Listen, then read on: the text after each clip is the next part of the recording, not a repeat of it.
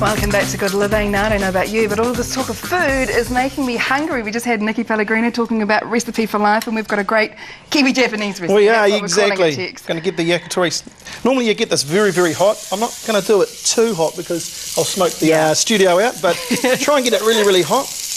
What sort of pan? So obviously a really good sturdy... Yeah, just a heavy bottom pan. Yeah, I mean, this one's ridged because you get the wee markings on the thing, so it looks quite, make it a little bit more authentic, if you know what I mean. Yep. But any pan's cool. It's ideally a barbecue is best because I say you normally do it over charcoal. That special Binchatan charcoal, which burns for about 24 hours or something. It's crazy. Crazy.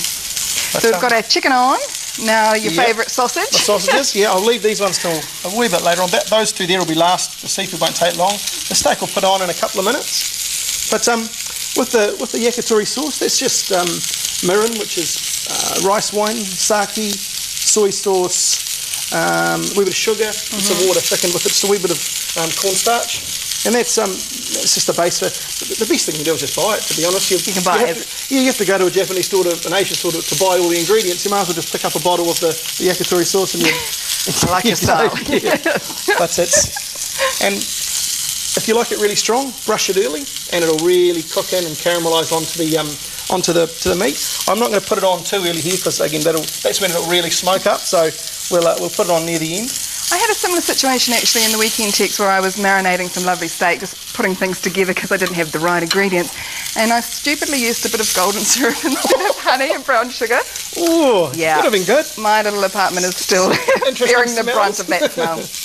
Yeah, it can get quite sticky too, can't it? Yeah. And did you have the dishes afterwards? Yeah. The pot, I just think I'll throw that out. Exactly, yeah, 86 that one. Yeah. What we're going to serve it on, I've just got some short grain rice, sticky rice, and that's just really easy. I'd still think the best thing you can use is a rice cooker. They're great, everyone's got an idea how they do it on the stove top, and they probably all work, but one part rice to 1.5 parts water, and it's... And you can just leave it. Yeah. Yeah. Well, it flicks off into warm, and once you've cooked it, and it's just very easy. Brilliant. So we're getting a wee bit of lines happening on the meat here. Good.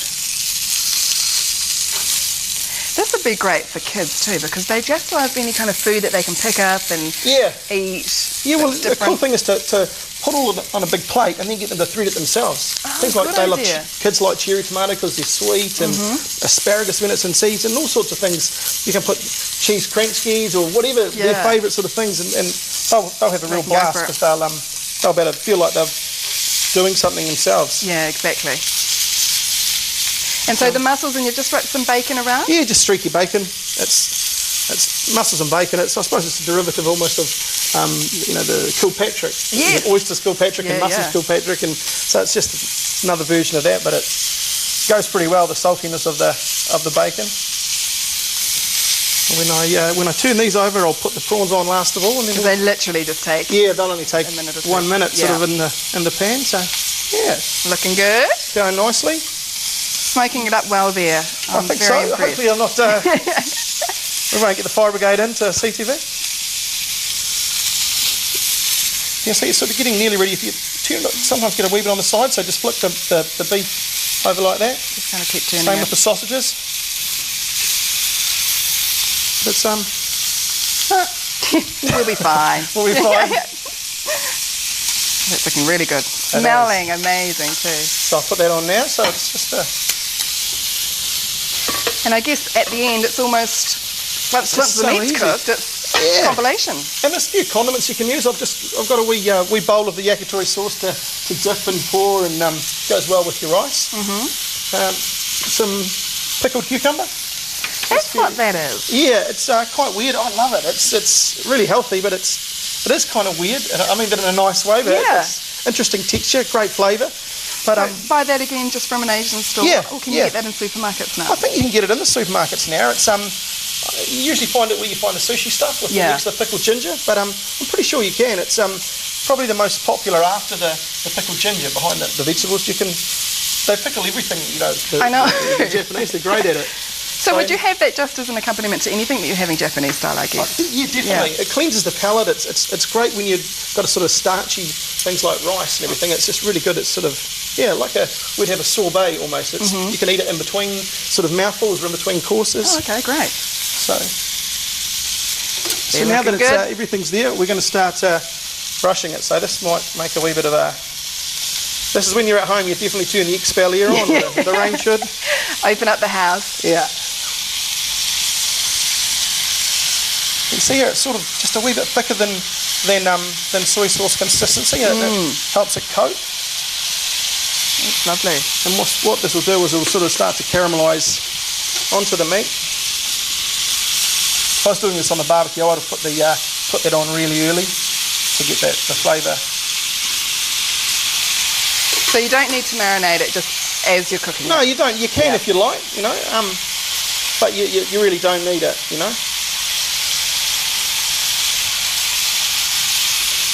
See, what I'll do is I will take it onto the lower heat now, so hopefully that will calm down a wee bit.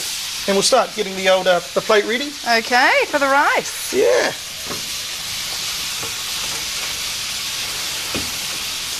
This was a present from my mother-in-law, and it's been absolutely outstanding. She done well. She knows you, doesn't she? Yeah, she does very well. So we'll just, as I say, the short grain rice, I love it. It's the sort of the rice that you would sort of use for sushi as well. So it's like a sticky rice. Yeah, I like it. The reason that you sort of use sticky rice is because so you can get it with your chopsticks and get a mouthful of sort of meat as well. And works really well. So. Yeah, and it's not all falling all over the place. It's dead right. Down your front. I'm good at that. So we'll flick that out there.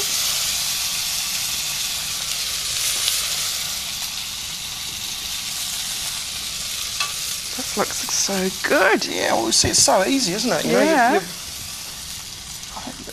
the cooking just is. It really is. The most of it is just so easy. If you want to give it a wee, take that off there now. You want to give it another wee, just brush for a bit of a glistening look. There you go. Then we'll pop a wee bit of just toasted sesame seeds. I love them, eh? I know, they're yummy, aren't they? And my favourite thing, Japanese mayo, QP mayo. This goes really yummy on the prawns, and the mussels, so I sort of will put a bit of a squiggle on those. Yum. Yeah. A little bit of coriander. Oh, okay, cool. Chopped coriander, gives it a freshness. And we better have some chopsticks. So, there we go. And we are good to go. Good to go. So you saw how easy it is, and as I say, use anything that you like. I've even heard of people doing it with potatoes. How Kiwi is that? Now that's Kiwi. We'll put spuds with anything, won't we? We will. So this is Japanese, or Kiwi Japanese, I should say, yakitori. As you can see, it's easy and it looks, believe me, absolutely delicious. Smells great too. So Tex, thank you very much. No problem. And we will try and get this recipe for you if you've missed any of this on our website later on in the week. So do keep a watch out for that.